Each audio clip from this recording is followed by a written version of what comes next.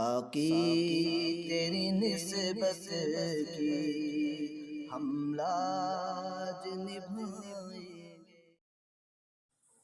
السلام علیکم ورحمۃ اللہ وبرکاتہ۔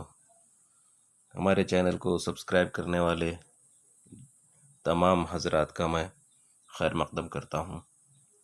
امید کہ آپ تمام حضرات خیریت سے ہوں گے۔ حضرات، جیسے کہ میں نے ٹائٹل لگایا ہے کہ حضور صلی اللہ علیہ وسلم وقت لگانے والے کو امیر بناتے تھے یا علم والے کو؟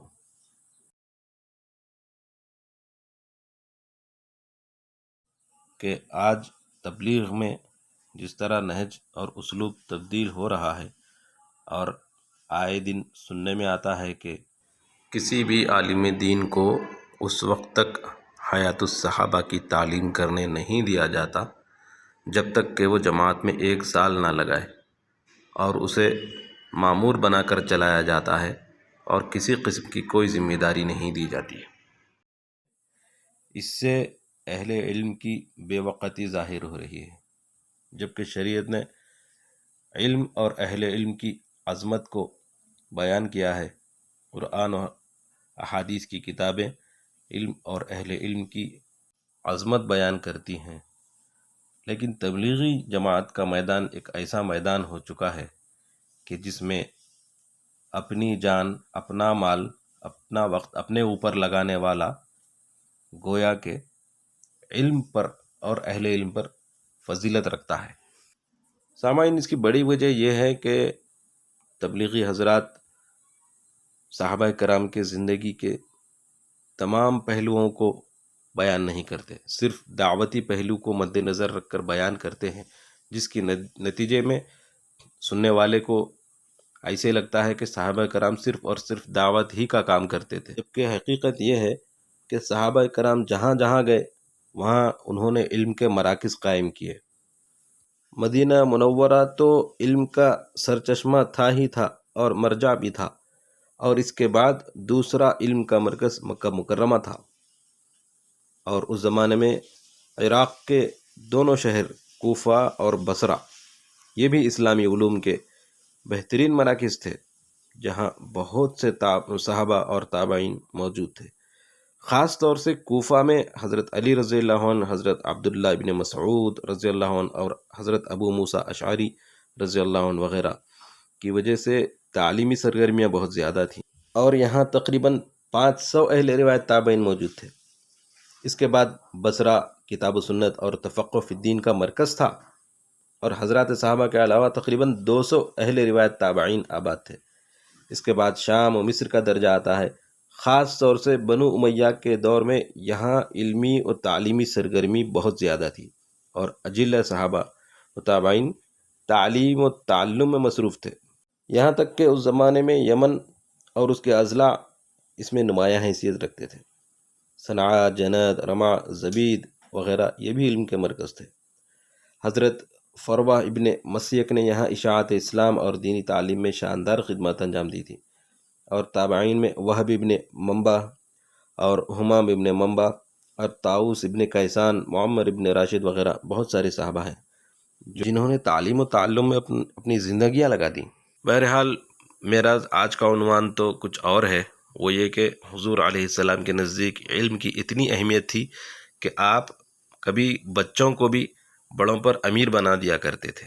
آپ صلی اللہ علیہ وسلم نوجوانوں سے، بچوں سے بہت مانوس تھے، اور ان پر بڑی شفقت فرماتے، اور خصوصاً علم دین حاصل کرنے کے لیے بہت تاکید فرماتے، اور انہیں اس کی فضیلتیں بیان کرتے اور اجر و ثواب کی بشارتیں سناتے۔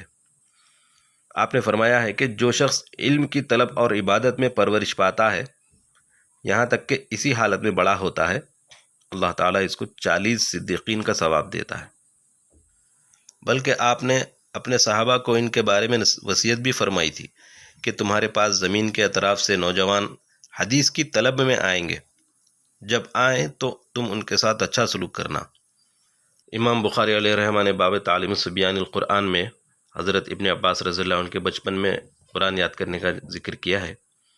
مدینہ منورہ کے نوخیز و نوجوان مجلس نبوی میں شریک ہو کر علم دین حاصل کرتے تھے، اور بعد میں انہوں نے حدیث کی روایت کی ہے۔ اس وقت ان کی عمریں 8-10 سال سے 15 سال تک ہوتی تھی، جیسے حضرت حسین بن علی بن ابو طالب اور عبداللہ ابن زبیر، نعمان ابن بشیر، ابو الطفیل کنانی، صائب ابن یزید رضوان اللہ علیہم اجمعین کے علاوہ بہت سارے صحابہ تھے جو کم عمر تھے۔ یہ حضرات قرآن اور احادیث یاد کرتے تھے، اور رسول اللہ صلی اللہ علیہ وسلم ان نوخیزوں اور نوجوانوں کو ذمہ دارانہ منصب پر فائز کرتے تھے اور ان کے حق میں دعا فرماتے تھے۔ آپ نے معاذ بن جبل رضی اللہ عنہ کو یمن کا امیر اور معلم بنایا، صرف امیر نہیں بنایا بلکہ معلم بنایا۔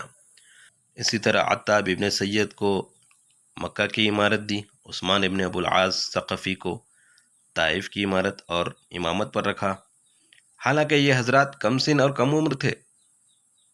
اور ایک مرتبہ رسول اللہ صلی اللہ علیہ وسلم نے ابن عباس رضی اللہ عنہ کو سینے سے لگا کر دعا دی کہ اللہم علمہ الکتاب، اے اللہ معاذ کو کتاب کا علم سکھا۔ ایک دفعہ حضور صلی اللہ علیہ وسلم ایک جماعت کو روانہ فرما رہے تھے، تو آپ اس جماعت کے ہر فرد سے قرآن سنا، اور ایک نوجوان جو ان میں سب سے کم سن تھا یعنی کم عمر تھا، اس سے آپ نے پوچھا کہ تم نے قرآن کتنا یاد کیا ہے؟ اس نے کچھ صورتوں کے نام لیتے ہوئے کہا کہ یہ صورتیں مجھے یاد ہیں اور سورہ بقرہ بھی یاد ہے۔ تو آپ نے پوچھا کہ کیا تم کو سورہ بقرہ یاد ہے؟ تو اس نوجوان نے اقرار کیا، تو آپ نے فرمایا کہ چلو تم اس جماعت کے امیر ہو۔ یہ روایت ترمذی بحوالہ جمع الفوائد میں ملے گی۔ طبقات ابن سعد اور زاد المعاد میں یہ واقعہ درج ہے کہ وفد تجیب جب خدمت نبوی صلی اللہ علیہ وسلم میں حاضری کے بعد واپس جانے لگا، تو رسول اللہ صلی اللہ علیہ وسلم نے عربی اور اسلامی روایت کے مطابق انہیں تحفے تحائف سے نوازا اور پوچھا کہ تم میں کوئی شخص باقی تو نہیں رہ گیا؟ ارکان وفد نے بتایا کہ جی ہاں، ہم نے اپنی قیام گاہ پر ایک لڑکے کو چھوڑا ہے جو ہم میں عمر میں سب سے چھوٹا ہے۔ روایت میں اس طرح کے الفاظ آتے ہیں کہ غلام خلفناہ علی رحالنا وہو احدثنا سنا، یعنی وہ ہم میں سب سے چھوٹا ہے، اسی لیے ہم نے اسے اپنے قیام گاہ پر چھوڑا ہے۔ تو آپ صلی اللہ علیہ وسلم نے فرمایا کہ اس کو ہمارے پاس بھیج دو۔ تو اس لڑکے نے آ کر کہا، یا رسول اللہ صلی اللہ علیہ وسلم، میں ایک قبیلے کا فرد ہوں، آپ نے اس کو نوازا ہے، میری حاجت بھی پوری کر دیں۔ آپ نے پوچھا کہ تمہاری حاجت کیا ہے؟ تو اس لڑکے نے بتایا کہ میری حاجت میرے قبیلے والوں کی حاجت کی طرح نہیں ہے، میں اپنی بستی سے صرف اس لیے آیا ہوں کہ آپ اللہ تعالیٰ سے دعا کریں کہ میری مغفرت کرے اور مجھ پر رحم کرے، اور یہ میرے دل میں بے نیازی اور استغنا پیدا کرے۔ رسول اللہ صلی اللہ علیہ وسلم نے اس لڑکے کے حق میں دعا کی کہ اللہم اغفر لہ وارحمہ واجعل غناہ فی قلبہ۔ اس کے بعد آپ نے بچے کو ہدیہ اور تحفوں سے نوازا۔ اس دعا کا اثر یہ ہوا کہ وہ شخص زندگی بھر مستغنی رہے اور کبھی کسی سے سوال کی نوبت نہیں آئی۔ اسی طرح وفد ثقیف میں عثمان ابن ابو العاص ثقفی یہ سب سے کم عمر صحابی ہیں۔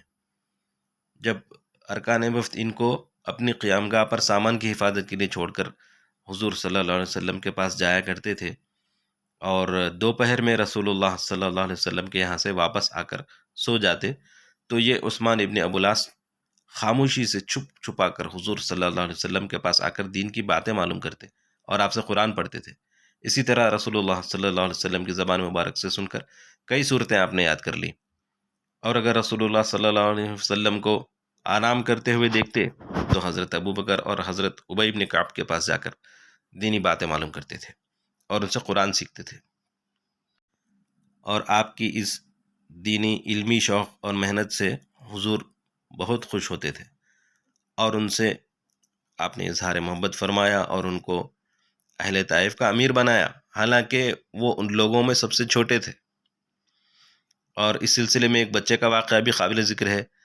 ابو زید عامر ابن سلمہ جری یہ اپنے بچپن کا واقعہ بیان کرتے ہیں کہ ہم چند لڑکے ایک چشمے کے پاس کھیلا کرتے تھے جو ایک عام راستہ تھا، اور وہ کہتے ہیں کہ ہم لوگ ادھر سے گزرنے والوں سے حضور کے اور اسلام کے بارے میں پوچھا کرتے تھے۔ تو وہ بتاتے تھے کہ ایک شخص، وہ کہتے ہیں کہ وہ نبی ہیں، ان کو اللہ نے رسول بنا کر بھیجا ہے، یہ وہی ان پر اترتی ہے. تو یہ کہتے ہیں کہ میں آیتیں سنتا تھا تو یاد کر لیتا تھا اور وہ میرے دل پر نقش ہو جاتی تھی. اس طرح انہوں نے بہت سا قرآن اپنے سینے میں جمع کر لیا. وہ کہتے ہیں کہ میرے والد اپنے قبیلے کے ساتھ مسلمانوں کی طرف رسول اللہ صلی اللہ علیہ وسلم کی خدمت میں گئے اور کچھ دن وہاں ٹھہرے. پھر واپسی پر ہم نے ان کا استقبال کیا. انہوں نے رسول اللہ صلی اللہ علیہ وسلم کی حقانیت بیان کی اور آپ نے کہا کہ تم میں جو شخص بڑا ہو نماز پڑھائے. ہمارے قبیلے والوں نے امامت کے بارے میں غور کیا تو مجھ سے زیادہ کوئی شخص قرآن کا حافظ نہیں نکلا، کیونکہ میں آنے والے سواروں سے قرآن سن کر یاد کرتا تھا. وہ کہتے ہیں کہ قبیلے والوں نے مجھے امام بنایا جبکہ اس وقت میری عمر 6 سال کی تھی. تو بہرحال سامعین، کہنے کا مطلب یہ ہے کہ ایک طرف حضور کی نظر میں علم کی اتنی اہمیت ہے کہ آپ کم سن بچوں کو بھی کسی علاقے کا امیر بنا دیا کرتے تعلیم و تعلم کے لیے. اور ایک وقت ایسا بھی آج آیا ہے کہ 8 سال 10 سال تعلیم حاصل کرنے والے، وقت لگانے والے علماء جماعت میں مامور بن کر چل رہے ہیں.